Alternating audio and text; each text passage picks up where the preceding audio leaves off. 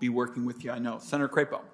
Thank you very much, Mr. Chairman. And Ms. Lonzo, I'm not going to ask you a question because Senator Wyden really covered the issue. I just want to highlight that the points you raise show how critical it is that we deal with our digital policy globally in an effective way. This is not just an issue of freedom and human rights. It's an issue of economics and trade and, frankly, national security. So I just want to highlight that I agree with your testimony.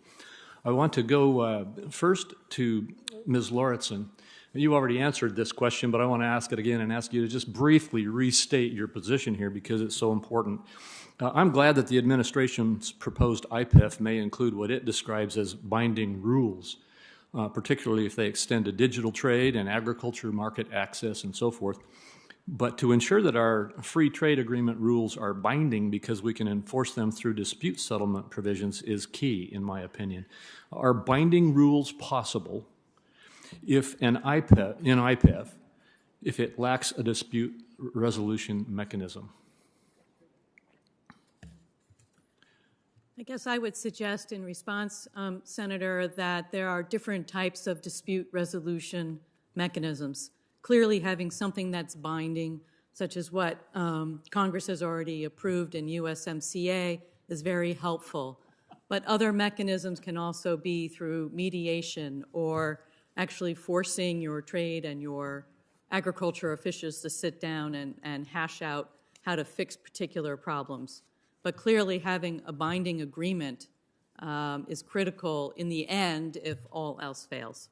Yeah, I agree with you because we can force them to hash it out, which they do very well and very long, and they never get to a resolution sometimes. Ms. Shaw, could I ask you quickly to answer the same question because I've got another question for you. Sure, absolutely, and thank you, Senator. You need a stick. I mean, there are a lot of different ways to organize an enforceable mechanism, but at the end of the day, you need a stick. And traditionally, we've done that through the threat of removing preferential market access or tariffs. It's difficult to see, absent that, what could really enforce the agreement, but it's important not only to ensure that other countries abide by the rules that they negotiated, but also to incentivize investment by private sector to make sure that they have sufficient certainty that those rules will remain in place. All right, thank you very much.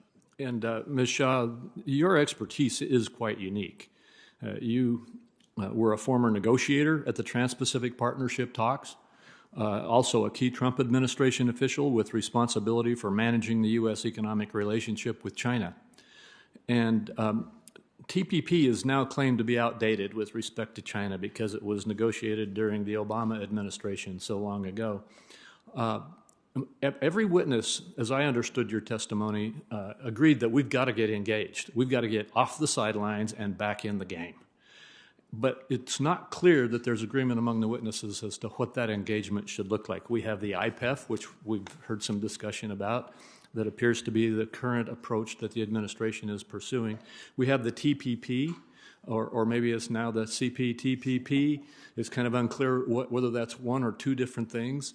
But I was always discouraged that we stepped off to the sidelines and did not get back re-engaged. And my question to you is, given that we need to be engaged and get off the sidelines, what is the vehicle? What do we need to do? Thank you for the question. You know, if IPEF is a modest step forward, joining CPTPP would be a giant leap, but that still doesn't get us all the way. There's a lot of work to be done. First and foremost, we need strong, enforceable commitments on trade. We are losing with respect to market access and China, the European Union, and other countries that are out there negotiating the rules without us. CPTPP, it's a flawed agreement. There is a reason why we didn't have the votes in Congress. There is a reason why both major presidential candidates came out against it. But that said, it's fixable. There was a lot, as I noted in my opening remarks, there were a lot of provisions that were groundbreaking, specifically for the region. Provisions on telecommunications, on services, and at the time, provisions on labor and the environment as well. But we can go further. And negotiating strong provisions on SOEs, labor, environment, going further in agriculture and market access are things that we can do because our CPT partners would be open to doing it. But I think we need to do so, and we need to do so quickly before the opportunity closes. Well, thank you. I appreciate and I agree with your answer. As I noted in my introductory remarks, China is seeking to join. They see it, even though they just got their agreement agreed to in January, their broader agreement agreed to in January. They understand where the game is and are getting engaged. I think the United States needs to do the same. Thank you, Senator Crapo, and I know we're going to be working together on these issues. Senator Cantwell. Thank you, Mr.